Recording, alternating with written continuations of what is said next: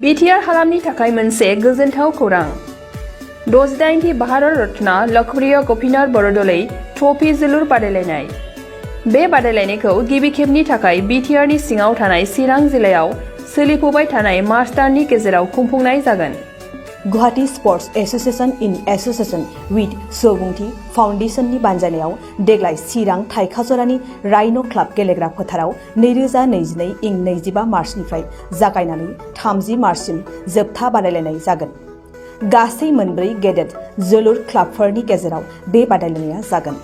बे गेदेर जोलुर क्लाबफोरनि मुंफोरानो जाबाय North East United FC, United Chirang Duar FC, Shillong लाजं FC आरो आसाम रेजिमेन्टेल सेन्टार।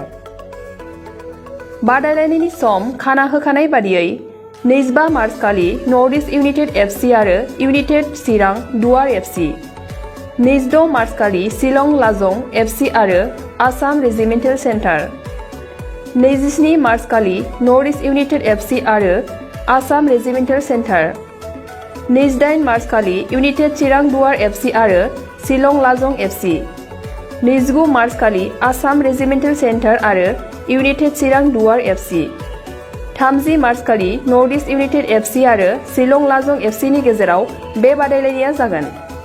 जानो थांनाय बे बादायलायनायनि टिकेटखौ दानिफ्रायनो टिकेट काउन्टाराव होनाय जाबाय। नायनो गोसो गुदुं एबा जोलुर बादायलायनायखौ मोजां मोनग्रा सुबुंफोरा थाबैनो टिकेटनि थाखाय 9547461257 जानबुं नम्बराव जगाजग खालामहरनो हागोन एबा बुकिं खालामहरनो हागोन।